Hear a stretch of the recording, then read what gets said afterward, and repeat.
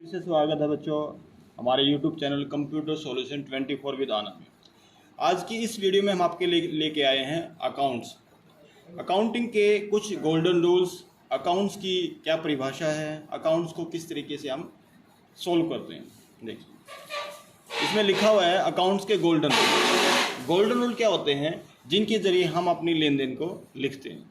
जैसे इसमें लिखा हुआ लेखांकन अकाउंटिंग के अंतर्गत प्रतिदिन होने वाले सौदे, लेन देन, ट्रांजैक्शन भी कह सकते हैं इसको, जर्नल एंट्रीज के द्वारा रिकॉर्ड किया जाता है। जर्नल एंट्री मतलब रोजनामचा, जो डेली की हमारी लेन देन होती है वो। इस जर्नल एंट्री को करने के लिए जिन नियमों को अपनाया जाता है उन्हें अकाउंटिंग के गोल्डन रूल या अकाउंटिंग के सुनहरे नियम कहते हैं। आगे बढ़ते हैं। आगे है हमारे सामने खाते का अर्थ एवं परिभाषा। हमारे सामने अगर कोई भी खाता है उसके बारे में जानते हैं। किसी व्यक्ति, वस्तु या सेवा से संबंधित सभी लेन देनों को अलग अलग एक निश्चित स्थान पर तिथि के अनुसार एवं नियमानुसार लिखा करना अकाउंट कहलाता है। जैसे एबीसी कंपनी से होने वाले समस्त व्यवहारों को एक स्थान पर लिखा जाना ही एबीसी कंपनी का खाता अकाउंट कहलाएगा। खातों की प्रकृति क्या है दोस्तों? अकाउंट सीखने से पहले हमें जर्नल एंट्री के नियमों की जानकारी होना अत्यंत आवश्यक है, ताकि हमें अच्छी तरह से याद कि किन खातों को डेबिट करना है और किन खातों को क्रेडिट करना है। डेबिट और क्रेडिट का मतलब आप ये भी समझ सकते हैं कि डेबिट मतलब प्लस और क्रेडिट मतलब माइनस, कि किसी खाते में अगर कोई वैल्यू जा रही है तो वो प्लस हो जाएगी, और अगर किसी खाते से कोई वैल्यू घट रही है तो वो माइनस हो जाएगी इस स्थिति में। और यह सब खातों की प्रकृति पर निर्भर करता है। जैसे किसी भी प्रकार के व्यवसाय में सामान्यतः निम्नलिखित प्रकार के लेन देन होते हैं।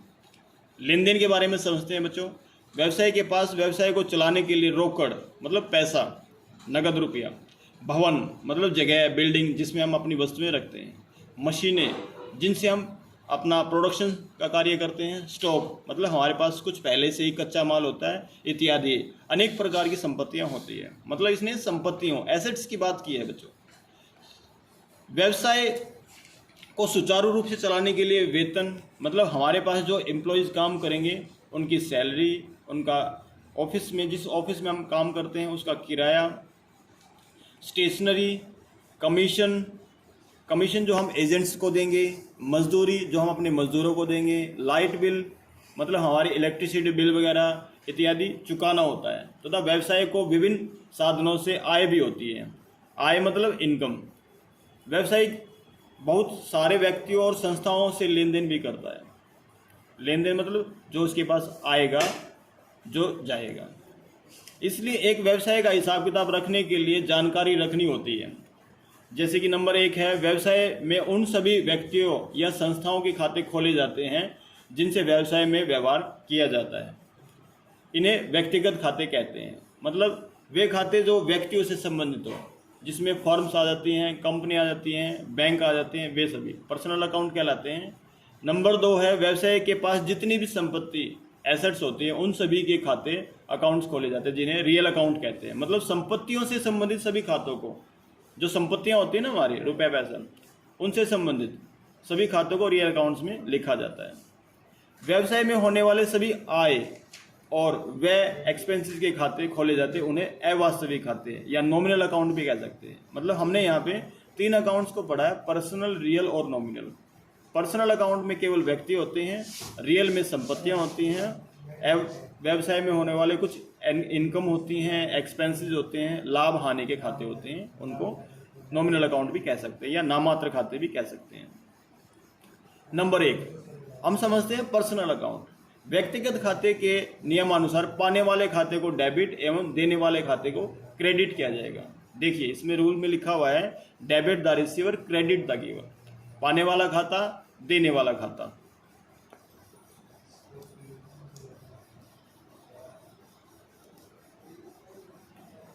ठीक है। अब यहाँ एक एग्जाम्पल के जरिए समझते हैं हम। पर्सनल अकाउंट में हमारे सामने है, राम ने श्याम को 1000 रुपये दिया। इस उदाहरण में राम और श्याम दोनों ही व्यक्तिगत खाते हैं, इसलिए श्याम रुपए पाने वाला है, डेबिट होगा, तथा राम देने वाला खाता है, क्रेडिट होगा।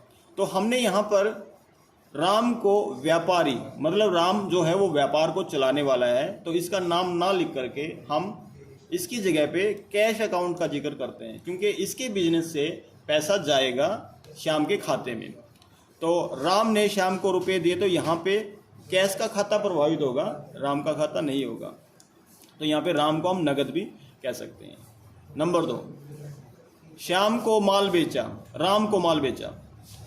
जब हम किसी को कोई वस्तु बेचते हैं तो इसमें लिखा हुआ राम को माल बेचा 2500 रुपये। इस उदाहरण में राम को उधार माल बेचा गया है, मतलब इसमें नगद शब्द नहीं लिखा हुआ, कैश नहीं लिखा हुआ कहीं पर भी, तो उधार मान लिया जाएगा।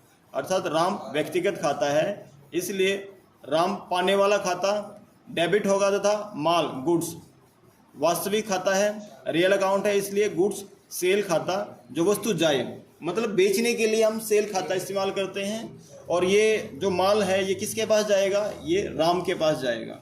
तो हमने देखो नीचे टर्म्स लिखी हुई है, राम का खाता जो है डेबिट हो गया और सेल का खाता क्रेडिट हो गया। सेल हमारे लिए इनकम है और इनकम को हम नॉमिनल अकाउंट से देखते हैं। तो राम को माल बेचा, तो इसमें राम प्राप्त करने वाला हो गया, जो कि पर्सनल अकाउंट का रूल है हमारा, और सेल हमारा नॉमिनल अकाउंट से आया है और ये हमारे लिए इनकम है, इसलिए इसको क्रेडिट लिखा गया है। और ये डेबिट कॉलम बन गया हमारा, जो 2500 रुपये हमने डेबिट में लिखा है ये क्रेडिट में आ गया, ये आ गया। आगे देखिए, नंबर 2 है रियल अकाउंट, वास्तविक खाता। वास्तविक खाते में उन सभी वस्तुओं को शामिल किया जाता है जिन्हें मुद्रा में मापा जा सकता है। मुद्रा में मतलब रुपए पैसे में, अर्थात जिनका मूल्य होता है। व्यवसाय में जितनी भी संपत्तियां और धन कैश है उनके खाते वास्तविक खाते होते हैं। वास्तविक खाते को 2 श्रेणियों में विभाजित किया जाता है। मूर्त या दृश्य वास्तविक खाते, मतलब टेंजेबल, जिनको छुआ जा सकता है। अमूर्त या अदृश्य वास्तविक खाते, इनटेंजेबल, जिनको छुआ नहीं जा सकता। मूर्त या दृश्य वास्तविक खाते जिन वस्तुओं का भौतिक फिजिकल स्वरूप होता है या जिनको खरीदा या बेचा जा सकता है, छुआ जा सकता है, मापा जा सकता है, अनुभव किया जा सकता है, उन सभी वस्तुओं को मूर्त या दृश्य वास्तविक खाते में शामिल किया जाता है। मूर्त या दृश्य वास्तविक खाते के उदाहरण: मशीनरी खाता, भवन एवं बिल्डिंग का खाता, भूमि का खाता, फर्नीचर खाता, कंप्यूटर खाता, रोकड़ खाता। ये सभी जिन वस्तुओं को छुआ जा सकता है ये उनसे संबंधित है। आगे कैश अकाउंट, क्रय परचेज अकाउंट, विक्रय सेल अकाउंट, क्रय वापसी खाता, परचेज रिटर्न अकाउंट, विक्रय वापसी सेल रिटर्न अकाउंट। विक्रय मतलब सेल, क्रय मतलब परचेज। अमूर्त या अदृश्य खाते, मतलब जिनका कोई फिजिकल असिस्टेंट नहीं होता है या जिनको छुआ ना जा सके, वे भी कुछ वस्तुएं होती हैं। ऐसे खाते जिनको ना तो छुआ जा सकता है और ना ही स्पर्श किया जा सकता है, फिर भी उनका मौद्रिक मूल्य होता है, तो ऐसे खातों को अमूर्त या अदृश्य वास्तविक खाते कह सकते हैं, मतलब वस्तुओं के साथ होते हैं।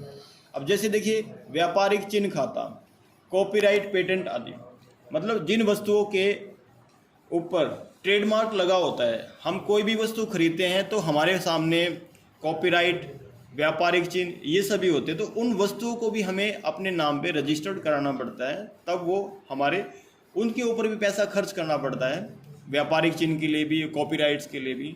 तो इनको भी हम वस्तुओं के साथ ही काउंट करते हैं। रियल अकाउंट के नियम, अब हम रियल अकाउंट्स के नियम समझते हैं। देखिए, वास्तविक खाते के नियम के अनुसार जो भी वस्तु व्यवसाय में आई है उसके खाते को डेबिट किया जाएगा, मतलब यहाँ पे वस्तु और संपत्ति की बात कर रहे हैं बच्चों। और जो भी वस्तु व्यापार से जाती है, व्यवसाय से जाती है, उसके खाते को क्रेडिट किया जाता है, मतलब जो चीज़ वस्तु या संपत्ति व्यापार में आई उसके खाते को डेबिट साइड कर देंगे, और जो वस्तु या संपत्ति व्यापार से बाहर गई उसके खाते को क्रेडिट कर देंगे। संपत्ति व्यापार में आए,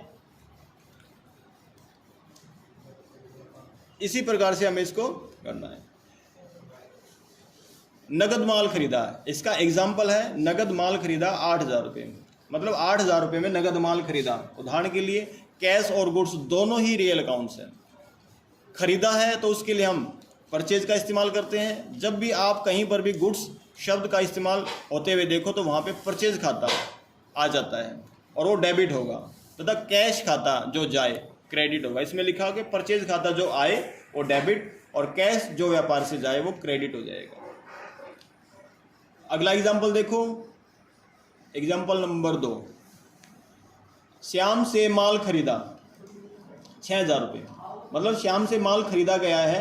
यहाँ पर भी हमने इस उदाहरण में श्याम देने वाला है, इसलिए श्याम का खाता क्रेडिट होगा। और गुड्स वास्तविक खाता है, गुड्स वास्तविक नहीं है, नॉमिनल नाम मात्र खाता है, इसको हटा देते हैं, क्रेडिट होगा। इसलिए गुड्स परचेज खाता है, जो वस्तु आए डेबिट होगा। मतलब यहाँ पे हमने परचेज हमारा एक नॉमिनल अकाउंट है बच्चों, ये नॉमिनल अकाउंट में आएगा क्योंकि ये हमारे लिए खर्च है। और श्याम जो है जिसे हमने खरीदा है उसका खाता क्रेडिट हो जाएगा। तो ये 6,000 रुपये में हमने खरीदा है, तो परचेज अकाउंट और श्याम अकाउंट ये दो अकाउंट प्रभावित होंगे। परचेज खाता हमारे बिजनेस का खर्चा है, इसलिए डेबिट साइड, और श्याम जो है हमारे व्यापार में वो व्यक्ति जिससे हमने माल उधार में खरीदा है। आगे देखिए, अगर नगद में खरीदा गया होता तो हम यहाँ पे गुड्स परचेज जो है, अगर माल नगद खरीदा जाए तो वहाँ पे नाम नहीं आएगा, वहाँ पे कैश आ जाएगा। तो यहाँ पे लिखा गया है कि नगद 8,000 रुपये का माल खरीदा है, तो इसमें परचेज अकाउंट डेबिट हो जाएगा और कैश 8,000 रुपये क्रेडिट हो जाएगा। आगे देखिए, वेतन चुकाया, वेतन मतलब सैलरी 9,000 रुपये। इस उदाहरण में के वेतन सैलरी खाता नाम मात्र खाता है तथा कैश खाता रियल अकाउंट है, इसलिए वेतन खाता सभी खर्च डेबिट होगा तथा कैश खाता जो जाए क्रेडिट होगा। मतलब हमारे व्यापार से पैसा जा रहा है सैलरी के खाते में। तो देखिए एग्जांपल्स में बताया हुआ है, सैलरी के खाते को डेबिट कर दिया गया है और कैश के खाते को क्रेडिट कर दिया गया है। हमने यहाँ पे वेतन चुकाया है तो वो पैसे हमारे बिजनेस से गए हैं, ठीक है। बैंक में जमा किए 10,000 रुपये। उदाहरण में बैंक खाता भी एक व्यक्तिगत खाता होता है बच्चों, इसलिए बैंक खाता पाने वाला खाता डेबिट होगा तथा कैश खाता वास्तविक खाता है, इसलिए कैश खाता जो जाए क्रेडिट होगा। यहाँ पे देखिए इस तरीके से ट्रांजेक्शन की गई है, बैंक को डेबिट कर दिया गया है 10,000 से और कैश को क्रेडिट कर दिया गया है 10,000 से। मतलब हमारे बिजनेस से पैसा गया बैंक में, तो बैंक एक व्यक्तिगत खाता है, पाने वाला खाता है, डेबिट हो जाएगा। नंबर 3, नॉमिनल अकाउंट नाम मात्र खाता। व्यवसाय में जितने भी आय, इनकम और एक्सपेंसेस से संबंधित खाते होते हैं उन्हें अवास्तविक खाते कहते हैं। अवास्तविक खातों को नाम मात्र खाता और नॉमिनल अकाउंट्स के नाम से भी जाना जाता है। देखिए बच्चों, नाम मात्र खाता के उदाहरण: वेतन, किराया, ब्याज, कमीशन, बीमा, हाश, बिजली व्यय, विज्ञापन, कर भत्ता, बट्टा खाता, मजदूरी खाता, डोबत ऋण खाता, कानूनी खर्च आदि। ये जितने भी हैं हमारे नाम मात्र खाते के एग्जाम्पल है। इसमें हमें ये चीज़ें प्राप्त भी होती हैं और हम इनको चुकाते भी हैं। तो इसका नियम देखिए नॉमिनल अकाउंट्स का। नाम मात्र खाते के नियम के अनुसार व्यवसाय में जितने भी खर्चे, एक्सपेंसेस या हानि, लॉस होती है उसके खाते को डेबिट किया जाता है, और जितने भी आय, इनकम या लाभ होते हैं उनके खाते को क्रेडिट किया जाता है। मतलब खर्चे और हानि के खाते डेबिट साइड आते हैं और आय और लाभ के खाते क्रेडिट साइड आते हैं। ये देखिए, debit all expenses and losses, credit all income and gains, ये इसका नियम है। इसमें देखिए एग्जाम्पल है नॉमिनल अकाउंट्स। एग्जाम्पल: कमीशन दिया मतलब चुकाया 8,000 रुपये। इस उदाहरण में कमीशन खाता एक खर्चा है, इसलिए चुकाया जा रहा है तो खर्चा है। अगर प्राप्त होता है, क्योंकि कमीशन में प्राप्त भी होता है, तो हम यहाँ पे एंट्री कैसे करेंगे?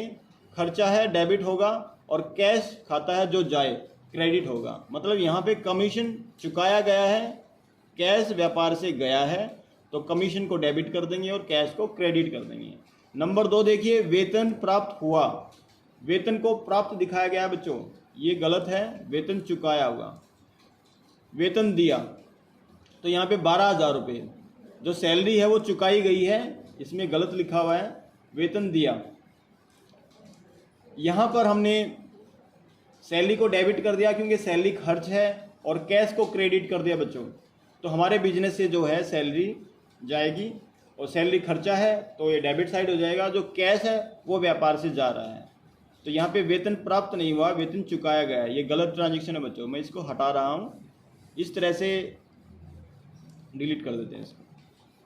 अगला है रेंट चुकाया 7500 रुपये। इस उदाहरण में रेंट अकाउंट एक एक्सपेंसेस है, इसलिए रेंट अकाउंट सभी खर्चे और हानि के खाते डेबिट होते हैं, तो इसलिए रेंट को डेबिट कर देंगे, कैश अकाउंट को क्रेडिट कर देंगे क्योंकि कैश व्यापार से गया है किराए में। तो नोट, जर्नल या रोजनामता में एंट्री करते समय नाम डेबिट को पहले और क्रेडिट को उसके बाद लिखा जाता है बच्चों। इस वीडियो में आपने देखा कि किस तरीके से हमने अकाउंट्स के गोल्डन रूल्स के बारे में जाना और इसके जो रूल होते हैं उसके तहत हम किस तरीके से अपनी जर्नल एंट्री सीखेंगे, ये आपको आगे आने वाली वीडियो में समझाया जाएगा। इस वीडियो में फ़िलहाल इतना ही। धन्यवाद।